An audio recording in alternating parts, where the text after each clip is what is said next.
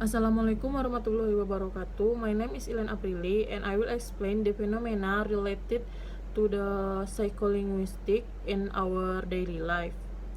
For the first feral child, in 1991 in Ukraine, there was an incident where a human child was raised by animals.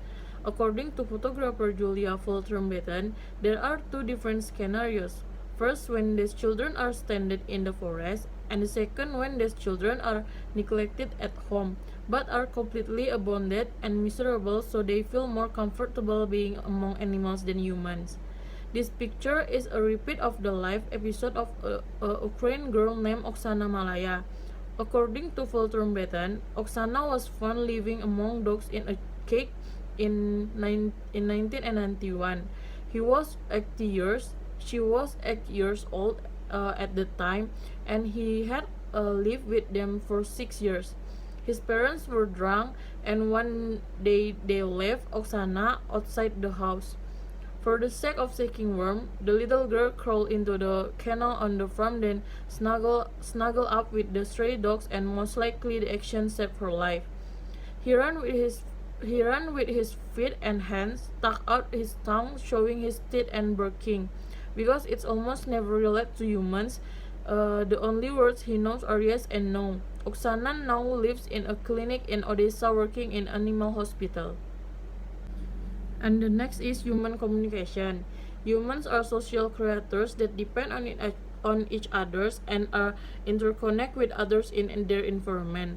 The only tool to be able to relate to other people in the environment is communication, both verbally and non-verbally. Through communication, we talk to ourselves, know and evaluate ourselves.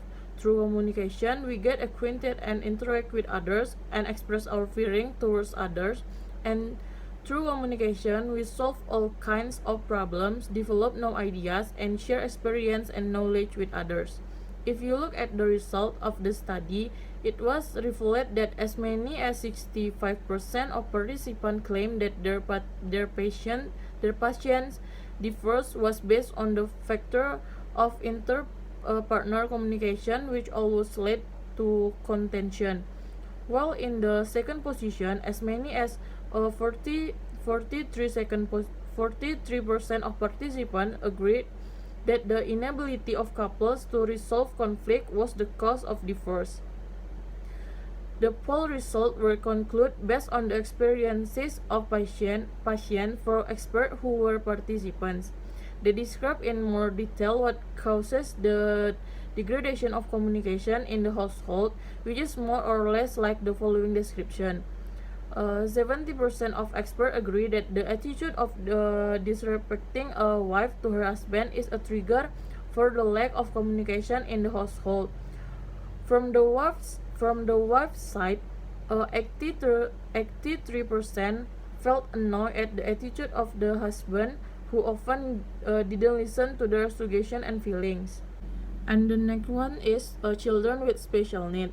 Not long ago, Yogyakarta was enlivened by the news of student who managed to hold a bachelor's degree at a fairly young age, which is 19 years old.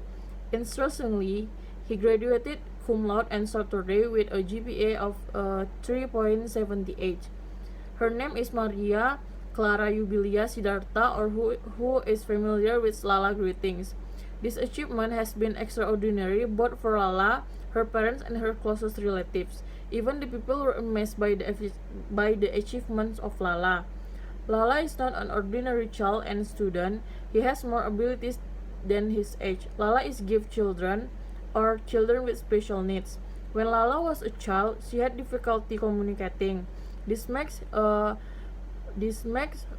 very different and is often ostracized by friends on his age.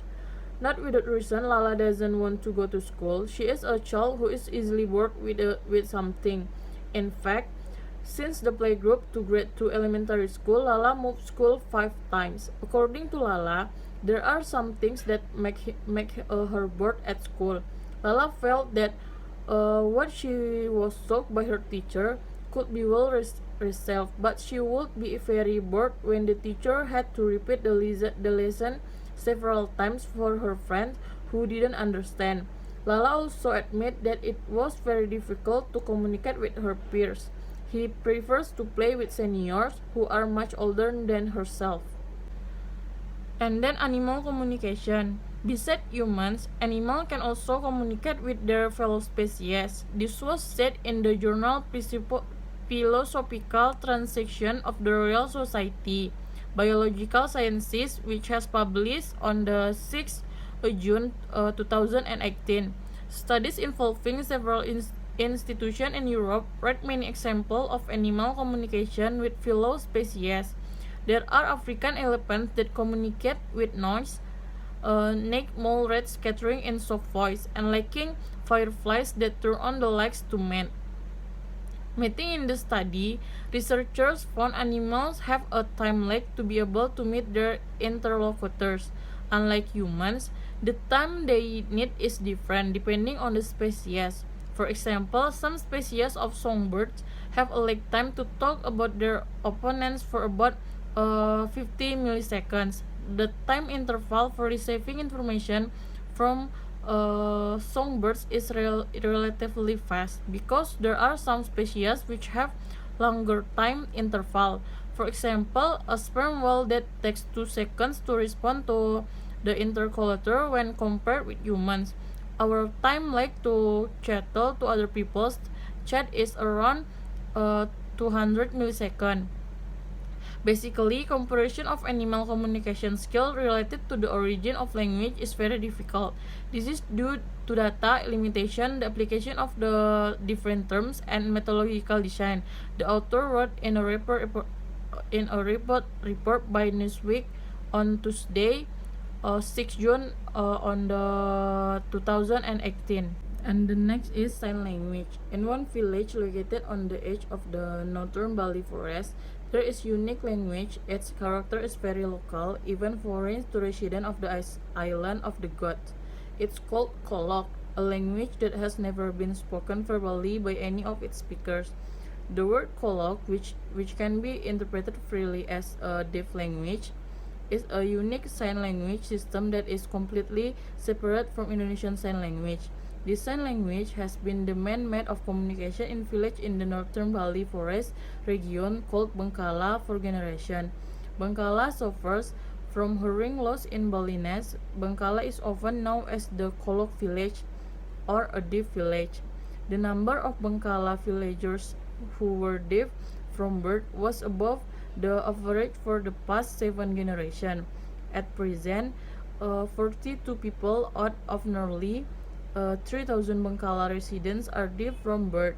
In comparison, only 2 or 3 out of 1,000 babies are born deaf or suffer from severe hearing loss. And the last is street child. The hustle and bustle of the Jayandaru Square didn't dampen the enthusiasm of the street children to continue learning. They looked seriously reading the sheet given by the mentor. In between busy busking, hawking, or even begging to fight to meet the daily needs of the family, they took time to keep learning. Teaching and learning activities like this they have been practicing for the past 4 years. Through the community caring for street children, they can gather and learn together to increase knowledge. In 2015, the street children were briefed by the Satpol PP and in Surabaya. Then they were escorted to the Pondok Social Environment or Liponsos to be fostered. In that place, among street children gathered from various age range. For some children who have families with economic sufficiency may not be doing activities like they do. However, they all come from poor families, although there is still one mother or father from their parents. The economic limitation that make it must fund their own livelihood on the streets. Okay, that's all my explanation about the story that relate to psycholinguistic in our daily life. Thank you for watching and Assalamualaikum warahmatullahi wabarakatuh.